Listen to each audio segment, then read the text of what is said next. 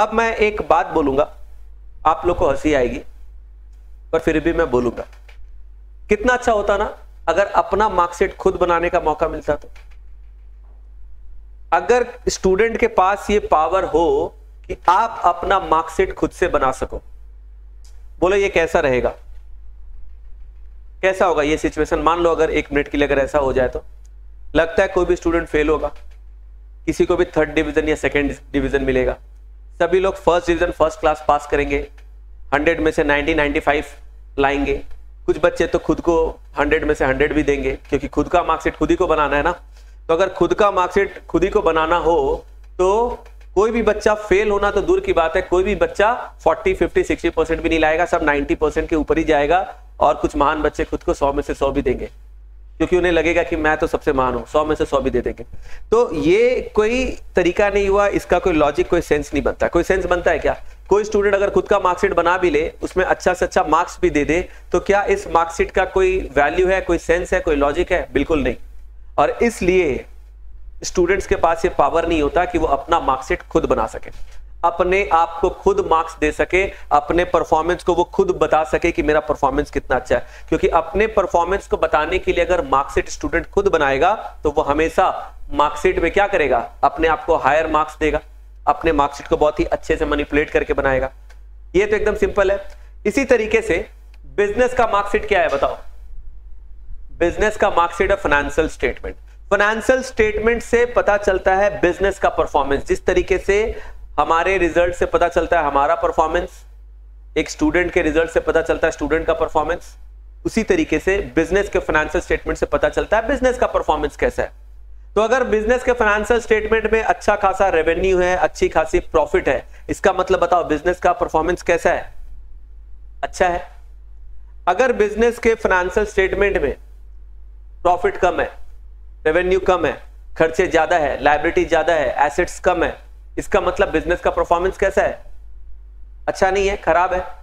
तो बिजनेस का परफॉर्मेंस अच्छा कब माना जाएगा? अगर आपके फाइनेंशियल स्टेटमेंट्स में रेवेन्यू ज्यादा हो, प्रॉफिट ज्यादा हो, एसेट्स ज्यादा हो, लायबिलिटीज कम हो, तो इस तरीके से बिजनेस की फाइनेंशियल पोजीशन अच्छी मानी जाएगी, बिजनेस की परफॉर्मेंस अच्छी मानी जाएगी, है कि नहीं?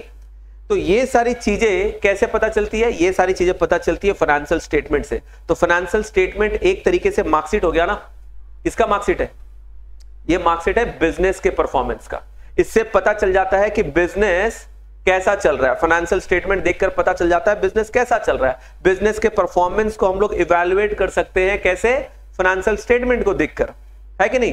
तो इसी तरीके से फाइनेंशियल स्टेटमेंट एक तरीके से क्या है? एक सर्टिफिकेट है, एक मार्कशीट है बिजनेस के परफॉर्मेंस को इवैल्यूएट करने का। अब सवाल यह है कि ये फाइनेंशियल स्टेटमेंट बनाता कौन है? किसी भी बिजनेस का फाइनेंशियल स्टेटमेंट बनाता कौन है? फाइनेंशियल स्टेटमेंट बनाता है उस बिजनेस का जो अकाउंटेंट होता है, जो अकाउंट्स को देख रहा है। अकाउंट डिपार्टमेंट का जो हेड होता है, अकाउंट का जो चीफ होता है, वो चीफ अकाउंटेंट या हेड अकाउंटेंट या सीनियर अकाउंटेंट जो भी हो, है ना, वो अकाउंटेंट जो होता है, मे बी वो चार्टर्ड अकाउंटेंट हो बाय क्वालिफिकेशन। तो वो जो अकाउंटेंट है वही बिजनेस के फाइनेंशियल स्टेटमेंट को प्रिपेयर करता है। अब सवाल ये है कि जो आपका अकाउंटेंट है, जो बिजनेस के फाइनेंशियल स्टेटमेंट को प्रिपेयर करता है, ये किसके कंट्रोल में होता है? ये होता है बोर्ड ऑफ डायरेक्टर्स के कंट्रोल में। क्योंकि कंपनी की जो सुप्रीम अथॉरिटी है, जो टॉप मोस्ट अथॉरिटी है, जो कंपनी के सबसे पावरफुल पोजीशन में लोग बैठे हैं, वो कौन है? वो है कंपनी के डायरेक्टर्स। ये वही लोग हैं जिनके पास कंपनी के सारे डिसीजंस लेने का पावर है। यही कंपनी के डे टू डे अफेयर्स को कंट्रोल करते हैं और मैनेज करते हैं। और कंपनी के अंदर जो कुछ भी होता है उन सबके ऊपर किनका कंट्रोल होता है? बोर्ड ऑफ डायरेक्टर्स का। अकाउंटेंट जो अकाउंट प्रिपेयर करता है, अकाउंटेंट जो फाइनेंशियल स्टेटमेंट बनाता है, वो भी किनके निगरानी में, किनके कंट्रोल में बनता है? एक तरीके से बोर्ड ऑफ डायरेक्टर्स के। और बोर्ड ऑफ डायरेक्टर्स ही वो है जो कंपनी को ऊंचाई पे ले जा सकते हैं या कंपनी को डुबा सकते हैं, क्योंकि बोर्ड ऑफ डायरेक्टर्स के पास ही सारा कंट्रोल और मैनेजमेंट होता है। ये इनके पास ही डिसीजन मेकिंग पावर होता है। तो अगर बोर्ड ऑफ डायरेक्टर्स अच्छे से काम करते हैं, अच्छे से सारे बिजनेस के डिसीजंस लेते हैं, तो एक कंपनी को काफी ग्रोथ दिला सकते हैं, कंपनी का काफी अच्छा एक्सपेंशन और प्रॉफिटेबल बना सकते हैं कंपनी को। लेकिन इसी का ठीक उल्टा, अगर बोर्ड ऑफ डायरेक्टर्स एफिशिएंट नहीं है, वो लोग सिंसियर नहीं है, रिस्पॉन्सिबल नहीं है, वो अपना काम ठीक तरीके से नहीं करते हैं, ठीक से डिसीजन नहीं लेते हैं या ठीक से मैनेजमेंट नहीं करते हैं, तो इसी तरीके से एक अच्छी कंपनी भी डूब जाती है अगर बोर्ड ऑफ डायरेक्टर्स अच्छे से काम ना करे। यानी कि बोर्ड ऑफ डायरेक्टर्स किसी भी कंपनी के बहुत ही क्रूशियल मेंबर्स होते हैं। किसी भी कंपनी के अंदर जो बोर्ड ऑफ डायरेक्टर्स होते हैं उनका रोल बहुत ही ज्यादा इंपॉर्टेंट होता है। इनके एफिशिएंसी के ऊपर ही कंपनी का ग्रोथ टिका होता है और इनके ही नेग्लिजेंसी की वजह से कंपनी डूब के बर्बाद हो जाता है। अब बोर्ड ऑफ डायरेक्टर्स के अंडर में है अकाउंटेंट, जो बिजनेस के ट्रांजैक्शंस की रिकॉर्डिंग कर रहा है, बिजनेस के प्रॉफिटेबिलिटी वगैरह को कैलकुलेट कर रहा है, फाइनेंशियल स्टेटमेंट बना रहा है।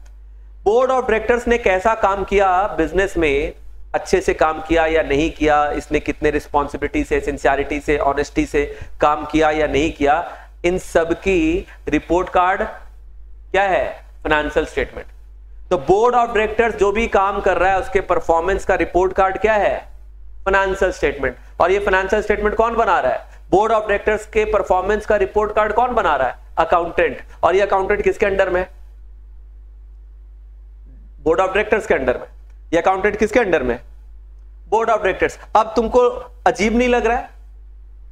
बोर्ड ऑफ डायरेक्टर्स कैसा काम कर रहे हैं बिजनेस के अंदर, इनकी परफॉर्मेंस कैसी है, इनके परफॉर्मेंस को रिफ्लेक्ट करने के लिए जो रिपोर्ट कार्ड बन रहा है, यानी कि जो फाइनेंशियल स्टेटमेंट बन रहा है, ये फाइनेंशियल स्टेटमेंट बनाने वाला अकाउंटेंट भी उसी बोर्ड ऑफ डायरेक्टर के अंडर काम कर रहा है। यानी कि बोर्ड ऑफ डायरेक्टर के अंडर ही अगर अकाउंटेंट काम कर रहा है, बोर्ड ऑफ डायरेक्टर जो है ये सीनियर पोजीशन पे है, हायर अथॉरिटी होल्ड करता है, तो इसका मतलब ये अपने नीचे काम करने वाले अपने सबऑर्डिनेट को, अपने जूनियर को, अपने अकाउंटेंट को कंट्रोल कर सकता है या नहीं, मैनिपुलेट कर सकता है या नहीं, वो उसे बोल सकता है कि नहीं ये अकाउंट्स ऐसा बनाओ वैसा बनाओ, अपने हिसाब से वो फाइनेंशियल स्टेटमेंट को चेंज कर सकता है, मैनिपुलेट कर सकता है या नहीं। क्योंकि अकाउंटेंट के पास कोई ऑप्शन नहीं है, वो बोर्ड ऑफ डायरेक्टर्स के इंस्ट्रक्शन के हिसाब से ही काम करेगा। तो बोर्ड ऑफ डायरेक्टर अगर चाहे तो अपने पावर, अपने इन्फ्लुएंस के थ्रू वो अकाउंटेंट से फाइनेंशियल स्टेटमेंट को मैनिपुलेट करा सकता है कि नहीं। अब किसी स्कूल या कॉलेज में कोई स्टूडेंट है, वो पढ़ने में बिल्कुल भी अच्छा नहीं है, लेकिन उसके जो पिताजी है वो मिनिस्टर है, विधायक है, वो जाकर प्रिंसिपल को क्या बोलेगा? हमारे पिताजी विधायक है, बस इतना बोल देगा, उसका रिजल्ट अच्छा हो जाएगा। अब वो ऐसा कर सकता है कि नहीं? ऐसा होता है ना बहुत जगह पे, नहीं देखे हो? कई बार तो न्यूज में भी आता है, कोई अपने अथॉरिटी का या किसी इस तरह के किसी इन्फ्लुएंस का, अनड्यू इन्फ्लुएंस का इस्तेमाल करते हैं। बोलने का मतलब क्या है कि अगर आपके पास कोई एक ऐसा अथॉरिटी है जहां पर आप फ्री नहीं हो, आप अपनी मर्जी से काम नहीं कर सकते हो, आपके ऊपर एक अनड्यू प्रेशर बन गया है, तो आप हमेशा दूसरों के ऊपर डिपेंडेंट रहोगे। तो अगर अकाउंटेंट के पास ये अथॉरिटी है कि वो फाइनेंशियल स्टेटमेंट बना सकता है, जिस फाइनेंशियल स्टेटमेंट से पता चलेगा बोर्ड ऑफ डायरेक्टर्स ने कैसा काम किया, उसका परफॉर्मेंस कैसा है, ये सब रिफ्लेक्ट करता है। बोर्ड ऑफ डायरेक्टर्स के परफॉर्मेंस का रिफ्लेक्शन कहां होता है? फाइनेंशियल स्टेटमेंट में। फाइनेंशियल स्टेटमेंट ही रिफ्लेक्ट करता है बिजनेस का परफॉर्मेंस कैसा है, बोर्ड ऑफ डायरेक्टर का परफॉर्मेंस कैसा है, फाइनेंशियल स्टेटमेंट। लेकिन फाइनेंशियल स्टेटमेंट बनाने वाला जो इंसान है, जो अकाउंटेंट है, वो खुद ही बोर्ड ऑफ डायरेक्टर के अंडर में है। तब तुम्हें लगता है कि फाइनेंशियल स्टेटमेंट जेन्युइन होगा? कोई गारंटी है? गारंटी नहीं है। क्योंकि अगर बोर्ड ऑफ डायरेक्टर को पता है कि हमारा रिपोर्ट कार्ड ये बंदा बना रहा है, अगर बोर्ड ऑफ डायरेक्टर को ये पता है कि हमारा रिपोर्ट कार्ड ये बना रहा है ये अकाउंटेंट साहब, तो वो जरूर चाहेगा कि हमारा रिपोर्ट कार्ड अच्छा बने। जैसे हर स्टूडेंट चाहता है हमारा रिपोर्ट कार्ड अच्छा बने, बोर्ड ऑफ डायरेक्टर भी चाहेगा हमारा रिपोर्ट कार्ड अच्छा बने। और इसके लिए वो क्या करेगा? अपने नीचे जो अकाउंटेंट है उसको बुलाएगा, बुलाकर अपने अथॉरिटी का, अपने पावर का इस्तेमाल करेगा, अपने पोजीशन का इस्तेमाल करेगा और फाइनेंशियल स्टेटमेंट को कहीं ना कहीं वो मैनिपुलेट करेगा कुछ इस तरीके से कि देखने में फाइनेंशियल स्टेटमेंट बहुत ही बढ़िया लगे, देखने में ऐसा लगे कि बिजनेस की परफॉर्मेंस बहुत अच्छे से चल रही है, सारा एक्टिविटीज बिजनेस में बहुत अच्छे से हो रहा है, बिजनेस काफी प्रॉफिटेबल है, काफी ज्यादा रेवेन्यू जनरेट कर रही है, अच्छा खासा एसेट है बिजनेस में, लायबिलिटी बहुत कम है। तो बिजनेस के फाइनेंशियल स्टेटमेंट को बहुत ही सुंदर तरीके से क्या किया जा सकता है? मैनिपुलेट किया जा सकता है, विंडो ड्रेसिंग कर सकते हैं हम लोग बैलेंस शीट का, इस तरीके से कि शेयर होल्डर जब इस फाइनेंशियल स्टेटमेंट को देखे तो वो क्या हो जाए? वो मिसलीड हो जाए, वो मिसगाइड हो जाए। क्योंकि शेयर होल्डर जो बेचारे होते हैं उनके पास बिजनेस के इंटरनल ऑपरेशन को कंट्रोल और मैनेज करने का कोई पावर तो होता नहीं है। शेयर होल्डर क्या करते हैं, सिर्फ कंपनी के शेयर्स खरीदते हैं, इन्वेस्ट करते हैं और इसके बाद वो इस उम्मीद पे भरोसा करते हैं कि मैंने जिस कंपनी में पैसा लगाया है, मैंने जिस कंपनी के शेयर्स खरीदे हैं, उनके जो डायरेक्टर्स हैं, बोर्ड ऑफ डायरेक्टर्स हैं, वो लोग बहुत ही अच्छे हैं, एफिशिएंट है, रिस्पॉन्सिबल है, सिंसियर है, और इसी उम्मीद पे वो लोग पैसा लगाते हैं। क्या कोई भी शेयर होल्डर किसी ऐसे कंपनी में पैसा लगाना चाहेगा जहां के डायरेक्टर्स अच्छे नहीं हो, सिंसियर नहीं हो, काम ठीक से ना करे, इनएफिशिएंट डायरेक्टर हो? ऐसे कंपनी में कौन इंसान शेयर खरीदना चाहेगा, कौन इन्वेस्ट करना चाहेगा? कोई भी नहीं।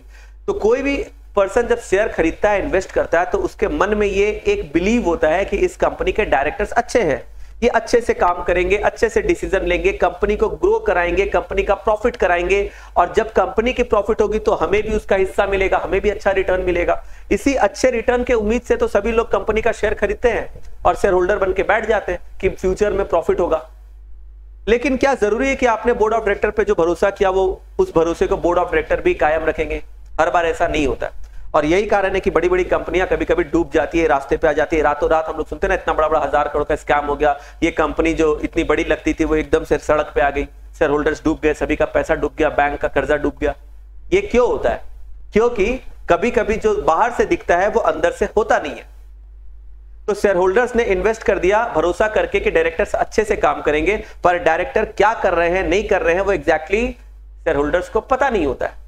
और डायरेक्टर्स के परफॉर्मेंस का जो एनुअल रिपोर्ट बनता है एक तरीके से, यानी कि फाइनेंशियल स्टेटमेंट बनता है, ये फाइनेंशियल स्टेटमेंट बनाने वाला जो अकाउंटेंट है वो खुद ही डायरेक्टर के कंट्रोल में है, वो खुद ही डायरेक्टर के अंडर में है। तो बोर्ड ऑफ डायरेक्टर्स अपने हिसाब से क्या कर सकते हैं, फाइनेंशियल स्टेटमेंट को मैनिपुलेट कर सकते हैं ताकि इनका रिपोर्ट कार्ड अच्छा बने, फाइनेंशियल स्टेटमेंट देखने में काफी अट्रैक्टिव लगे और बिजनेस का परफॉर्मेंस काफी अच्छा रिफ्लेक्ट करे फाइनेंशियल स्टेटमेंट, जबकि अंदर से वैसा है नहीं।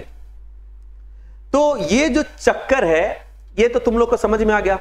तो अगर एक अकाउंटेंट जो बिजनेस का एम्प्लॉय है, एक अकाउंटेंट जो कंपनी का एम्प्लॉय है और वो बोर्ड ऑफ डायरेक्टर्स के ही कंट्रोल में आता है, तो क्या जरूरी है वो जो फाइनेंशियल स्टेटमेंट बना रहा है उसमें जो रेवेन्यू, जो प्रॉफिट, जो एसेट और लायबिलिटी दिखा रहा है, ये सारे के सारे ट्रू एंड फेयर होंगे, सही फिगर पे होंगे? ये जरूरी नहीं है।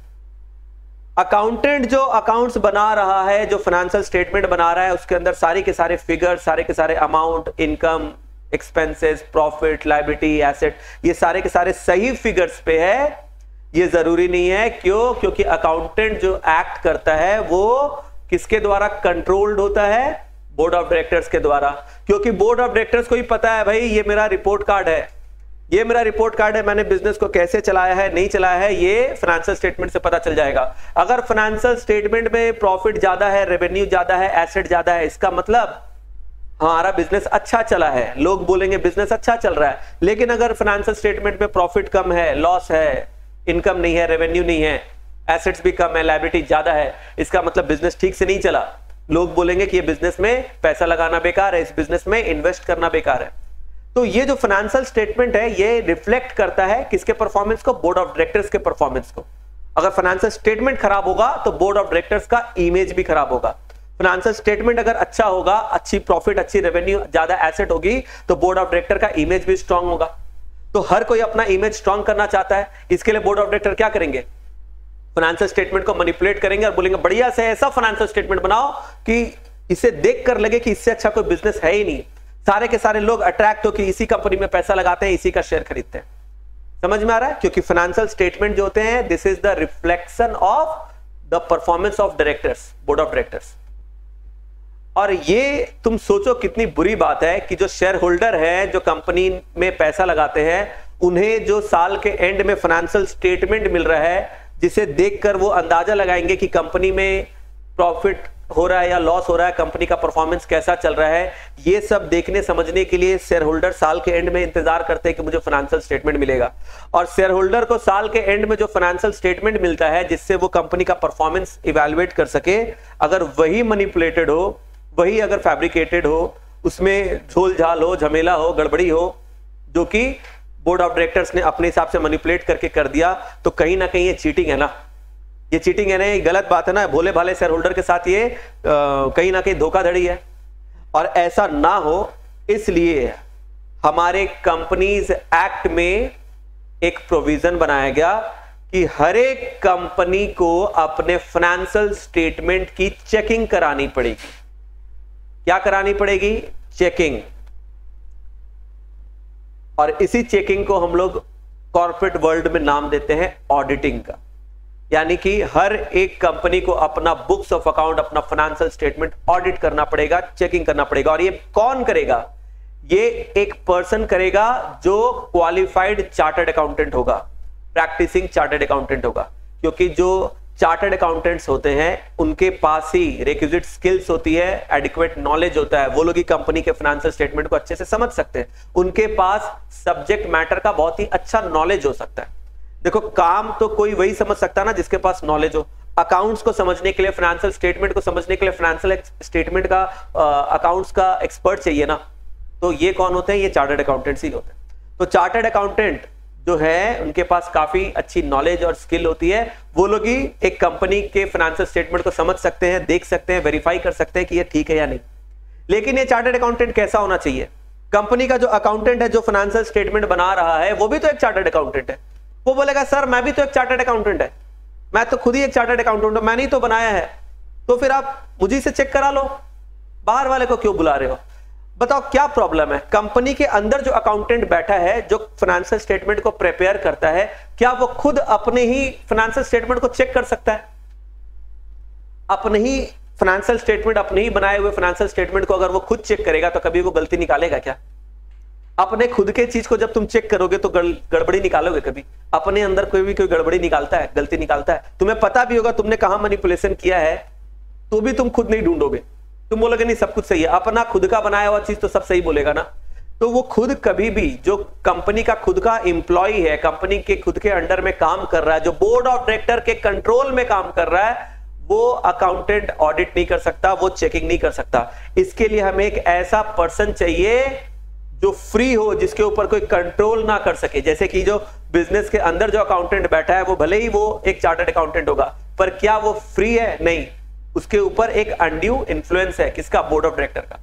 तो वो फ्री माइंडसेट से डिसीजन नहीं ले सकता, फ्री माइंडसेट से वो फाइनेंशियल स्टेटमेंट नहीं बना सकता। तो हमें एक ऐसा बंदा चाहिए जो क्वालिफाइड भी हो, साथ ही साथ वो फ्री माइंड से क्या कर सके? चेकिंग कर सके, बिना किसी प्रेशर का, बिना किसी टेंशन का, घबराहट का, डर का। वो क्या कर सके? पूरे के पूरे फाइनेंशियल स्टेटमेंट को चेक कर सके, यानी कि ऑडिट कर सके। तो ऑडिट करने के लिए कैसा पर्सन चाहिए? एक क्वालिफाइड चार्टर्ड अकाउंटेंट जो इंडिपेंडेंट वे में ऑडिट करे। क्या करे? इंडिपेंडेंट। इंडिपेंडेंट मतलब उसे किसी का भय ना हो, उसे किसी का डर ना हो। और ऐसा तभी होगा अगर वो कंपनी का एम्प्लॉय नहीं है। तो इसलिए कंपनी के जो एम्प्लॉय है वो कभी भी ऑडिट नहीं कर सकते। ऑडिट करने के लिए जो चार्टर्ड अकाउंटेंट आते हैं वो एक आउटसाइड पर्सन होते हैं, वो एक प्रैक्टिसिंग चार्टर्ड अकाउंटेंट होते हैं, उन्हें अपॉइंट किया जाता है ऑडिट करने के लिए। और इसे हम लोग क्या बोलते हैं? Independent auditor. क्या बोलते हैं हम लोग? Independent auditor. तुम लोग यहां देख रहे हो ना, लिखा हुआ है इंडिपेंडेंट ऑडिटर, दिख रहा है? तो इंडिपेंडेंट ऑडिटर का मतलब समझ में आया? ये डिपेंडेंट नहीं है, ये किसी के हिसाब से काम नहीं करेगा, ये कोई कंपनी का स्टाफ नहीं है, कोई कंपनी का एम्प्लॉय नहीं है जिसे बोर्ड ऑफ डायरेक्टर अपने हिसाब से कंट्रोल करके अपने हिसाब से मैनिपुलेट कर लेंगे। ये बाहर का बंदा है, इसे चुना गया है ये देखने के लिए कि फाइनेंशियल स्टेटमेंट जो बनाया गया है वो ठीक है या नहीं। और ये अपने दिमाग, अपने बुद्धि, अपने कुशाग्रता से क्या करेगा? वो चेक करेगा। और जब ये चेक करने के बाद वेरीफाई कर देगा, अप्रूव कर देगा कि पूरा का पूरा फाइनेंशियल स्टेटमेंट ठीक है, सब कुछ ओके है, ये वो अपने एक रिपोर्ट में बताएगा। जो इंडिपेंडेंट ऑडिटर होता है ना, वो सारा चेकिंग करने के बाद, ऑडिट करने के बाद एक रिपोर्ट बनाता है, जिसे ऑडिट रिपोर्ट बोलते हैं। क्या बोलते हैं? Audit report. तो ये इंडिपेंडेंट ऑडिटर जब अपने ऑडिट रिपोर्ट में लिख देगा, वेरीफाई कर देगा कि सारा का सारा फाइनेंशियल स्टेटमेंट ठीक है, यानी कि जो भी फिगर्स फाइनेंशियल स्टेटमेंट के अंदर लिखे गए हैं वो सारे के सारे फिगर्स ट्रू एंड फेयर है। क्या है? True and fair. तभी वो फाइनेंशियल स्टेटमेंट एक ऑडिटेड फाइनेंशियल स्टेटमेंट माना जाएगा, एक जेन्युइन फाइनेंशियल स्टेटमेंट माना जाएगा, एक फेथफुल फाइनेंशियल स्टेटमेंट, एक रिलायबल फाइनेंशियल स्टेटमेंट माना जाएगा। और फिर ये ऑडिटेड फाइनेंशियल स्टेटमेंट जब शेयर होल्डर पढ़ेगा ना, तो फिर शेयर होल्डर के मन में कोई शंका नहीं रहेगी कि क्या पता फाइनेंशियल स्टेटमेंट के अंदर फिगर वगैरह ठीक है या नहीं। शेयर होल्डर के अंदर क्यों कोई शंका नहीं रहेगी? क्योंकि शेयर होल्डर जानता है कि ये जो फाइनेंशियल स्टेटमेंट है, इसे एक बाहर के इंडिपेंडेंट ऑडिटर ने आकर चेक किया है, अप्रूव किया है, वेरीफाई किया है। अब ये फाइनेंशियल स्टेटमेंट ऑडिटेड है और इसलिए इसके अंदर जो भी फिगर्स वगैरह लिखे हुए हैं, प्रॉफिट के, रेवेन्यू के, एक्सपेंसेस के, एसेट के, लायबिलिटी के, ये सारे के सारे सही है, ट्रू एंड फेयर है। तो इसके ऊपर बोलो शेयर होल्डर भरोसा कर सकता है कि नहीं? बिल्कुल भरोसा कर सकता है। इस फाइनेंशियल स्टेटमेंट के ऊपर बोलो शेयर होल्डर्स रिलाई कर सकता है? बिल्कुल रिलाई कर सकता है। समझ में आ रहा ऑडिट का कॉन्सेप्ट क्या है बेसिकली? तो ये सब्जेक्ट का मीनिंग समझना है सबसे पहले कि ये सब्जेक्ट आया कैसे, इसका रिक्वायरमेंट क्या था, क्यों हम लोग इस सब्जेक्ट को पढ़ते हैं, इसका रीजन क्या है। और ये वैसे तो हमारे सिलेबस में एक थ्योरी की तरह डाला हुआ है, पर ये पूरा का पूरा ऑडिट का जो प्रोसेस है ना, ये प्रैक्टिकल लाइफ में किया जाता है। तो जो भी हम लोग पढ़ेंगे थ्योरी में, ये वो चीज है जो असल जिंदगी में ऑडिटर्स करते हैं। हालांकि प्रैक्टिकल सब्जेक्ट है तो थ्योरी में पढ़ाना थोड़ा सा कभी कभी बोरिंग लगता है, आप लोग को भी लग सकता है बिल्कुल, क्योंकि प्रैक्टिकल चीज है, इसको मैं थ्योरी में समझाऊंगा तो बोरिंग तो लगेगा, पर आप अगर प्रैक्टिकल लाइफ के साथ थोड़ा सा कोरिलेट करके समझोगे तो आपको मजा भी आएगा और लगेगा कि कुछ नॉलेजेबल सीख रहे हो, क्योंकि ये बहुत ही प्रैक्टिकल सब्जेक्ट है। बड़ी बड़ी हर कंपनी में ये चीज होता है, ठीक है।